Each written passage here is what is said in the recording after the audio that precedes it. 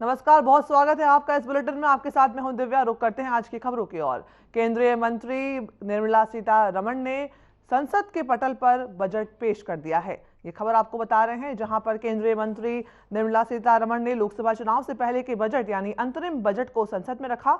बतौर वित्त मंत्री उन्होंने छठा बजट अपने कार्यकाल में पेश किया है। इसी के साथ ही वो सबसे ज्यादा बजट पेश करने वाले वित्त मंत्रियों की लिस्ट में भी शुमार हो गई हैं।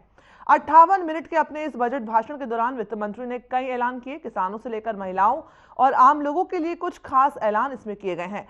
सरकार की सूर्योदय योजना की शुरुआत की जानकारी देते हुए वित्त मंत्री ने कहा कि इसके तहत छत पर सोलर सिस्टम लगाया जाएगा। सूर्योदय योजना के तहत छतों पर सोलर पैनल लगाने से हर महीने करोड़ों परिवारों को 300 यूनिट तक फ्री बिजली का लाभ मिलेगा। साथ ही 2 करोड़ अतिरिक्त मकानों का निर्माण करने की भी वित्त मंत्री ने बात कही है। साथ ही जो कॉर्पोरेट टैक्स पहले 30% की दर से देना होता था, वो घट करके 22% कर दिया गया है। यानी अब कॉर्पोरेट टैक्स 22% हो जाने के बाद कंपनियों को सरचार्ज और सेस मिलाकर 25.17% देना होगा।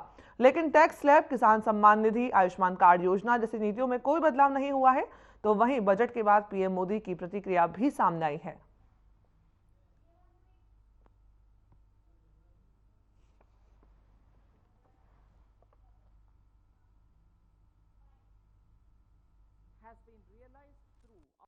आज का ये बजट इंटरिम बजट तो है ही, लेकिन ये बजट इंक्लूसिव और इनोवेटिव बजट है।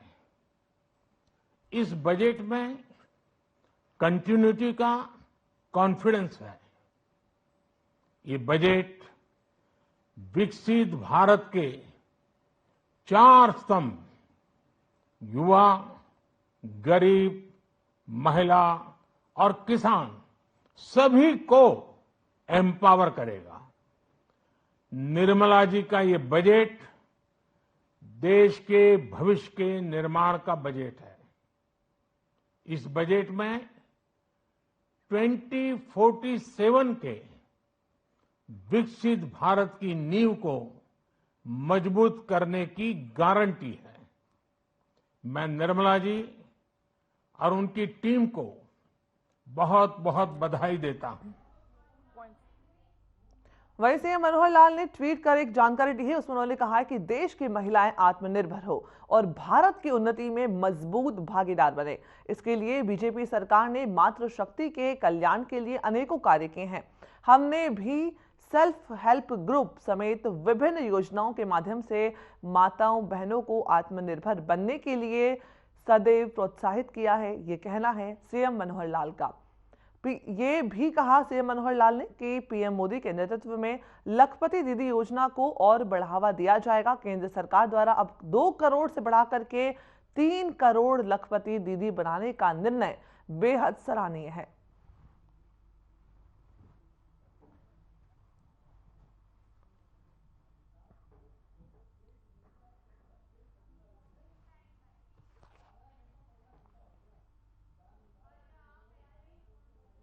वहीं आज केंद्र सरकार का अंतरिम बजट वित्त मंत्री निर्मला सीतारमण ने 1 फरवरी को पेश किया था। इसमें भारतीय रेलवे का बजट भी बढ़ाया गया है। इस संबंध में मंडल कार्यालय उत्तर रेलवे अंबाला में वीडियो कॉन्फ्रेंसिंग के माध्यम से रेल मंत्री ने प्रेस कॉन्फ्रेंस करके भारतीय रेलवे को बजट में क्या कुछ मिला है, इसकी जानकारी दी है।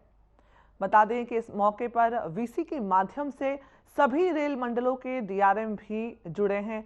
उनकी प्रेस कॉन्फ्रेंस के बाद ही अंबाला रेलवे मंडल डीआरएम ने मीडिया से बातचीत की और साथ ही जानकारी देते हुए कहा कि अंबाला मंडल को बजट में क्या कुछ मिला है।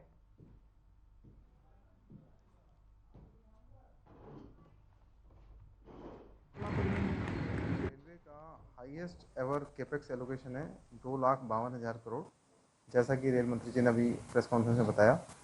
इससे पिछले साल में जो एलोकेशन था 2,40,000 करोड़ था, तो ये हाईएस्ट एवर कैपेक्स का एलोकेशन है। उसके अलावा स्टेट वाइज जो हम लोगों को फिगर्स मिले, उसमें पंजाब का जो एलोकेशन है इस साल 4,4933 करोड़ 24-25 के लिए, और हरियाणा का जो एलोकेशन है वो 2,861 करोड़ 24-25 के लिए। तो ये रफली 18 टाइम्स है जो 9 से 14 के बीच में था। और पंजाब का एलोकेशन रफली 20 टाइम्स है, और जो 2009 से 14 के बीच में था। हिमाचल का एलोकेशन जो 2009 से 14 के बीच में 108 करोड़ था पर एनम, अभी वो 2617 करोड़ के लिए हो गया।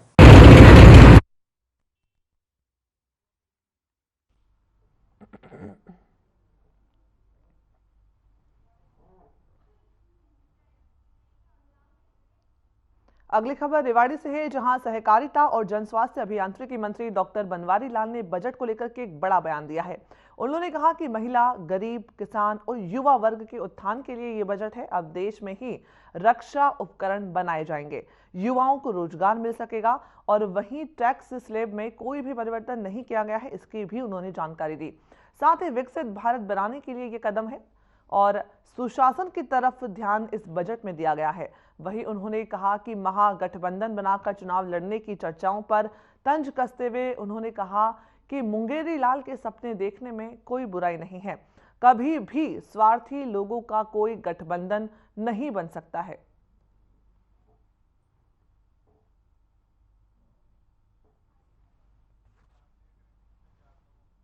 वैसे तो ये अंतरिम बजट है और इसके अंदर वैसे भी गरीब कल्याण के लिए और हमारे इंफ्रास्ट्रक्चर को बढ़ावा देने के लिए ये बजट है। और महिलाओं को, युवाओं को, किसानों को और जो मजदूर आदमी हैं उनके लिए ये बजट अच्छा है, क्योंकि हमारे युवाओं के लिए भी IIT वगैरह बनेंगे, उसमें प्रशिक्षण बढ़ेगा। महिलाओं को जैसे दीदी ये बनाए हैं, इनको ड्रोन दीदी, इनके ऊपर इनको प्रशिक्षण दिया जाएगा और आगे इसको बढ़ाया जाएगा। इसी तरह आपका हेल्थ इंफ्रास्ट्रक्चर को बढ़ाया जाएगा जी, रेल कॉरिडोर वगैरह बनेंगे। तो ये एक कुल मिलाकर एक बैलेंस बजट है और इसमें हर क्षेत्र को फायदा होगा और इसमें किसी तरह का टैक्स अभी बढ़ाया नहीं। और आज से पहले भी बावल के अंदर जितने भी कार्य जो बिल्डिंग है,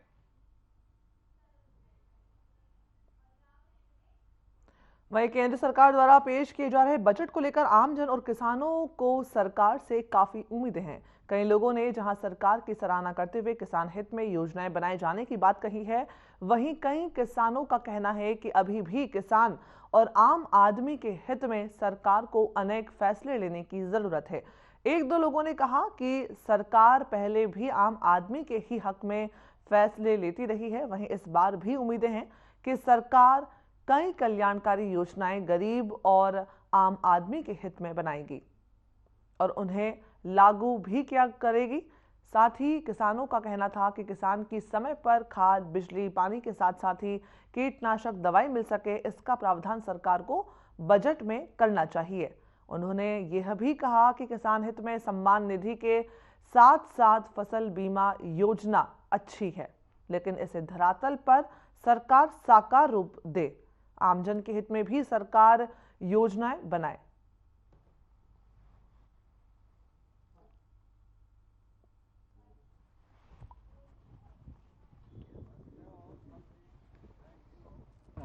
ओम प्रकाश जी।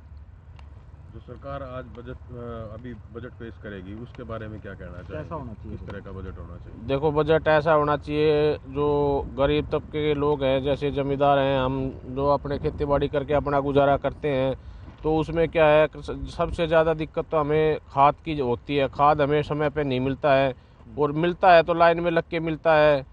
इसके लिए हम सरकार से ये चाहते हैं कि जो खाद की जो व्यवस्था है वो अच्छी तरह से हो, और जो हमारे यहाँ नहर है उसमें भी पानी आता नहीं है, आता है तो बहुत कम आता है, वो पीछे ही रुक जाता है। तो पानी की व्यवस्था थोड़ी अच्छी हो जाए और थोड़ा और ध्यान दिया जाए तो अच्छा रहेगा सारा काम। जमीनी पानी की बात की जाए वो कैसी है? फसल बीमा स्कीम ऐसा है जी कि अभी तक तो हमने तो इसका लाभ उठाया नहीं है, लेकिन ये कुछ लोग बता रहे हैं कि ये अच्छी चीज़ है। जो बॉम सिंह। बजट पेश होने जा रहा है, आप क्या उम्मीद करते हो? बजट जो है अच्छा पेश हो है, सस्ती ये खाद मिले जो है, और जो सब्जी का मूल्य भी सही मिलना चाहिए जो। और क्या उम्मीद करते हो सरकार से? सरकार से ये उम्मीद करते हैं जी अच्छे अपने खाद मिट्टी टाइम पर मिले, और समय पर नहीं मिलता? मिल जाए, समय पे मिलता है वैसे तो।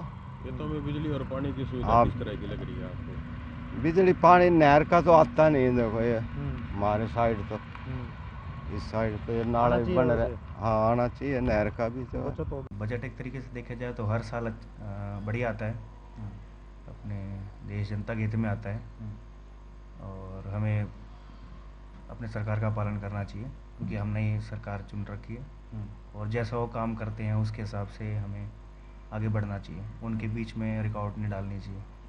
बाकी मेरा ये कहना है कि जो भी बजट आता है हमारे हित में आता है और हमें अपनी काबिलियत पे शक नहीं होना चाहिए, चाहे हम वो वोट के लिए करें चाहे हम अपने काम के लिए करें, अपने परिवार के लिए करें। और मुख्य जो पॉइंट है मेरा ये है, जो मिलिट्री हमारी आर्मी उस पर बजट अच्छा जाए ताकि हमारे देश सुरक्षित रहे, उन्हीं के कारण हम यहाँ पर हैं। और बस ये दो शब्द मेरे ये लेंगे कि किसानों के लिए, किसानों में हाँ जी, मारामारी रहती है। हाँ जी, हाँ जी, किसानों के लिए भी देखा जाए तो अभी जो 2-3 साल से चल रहा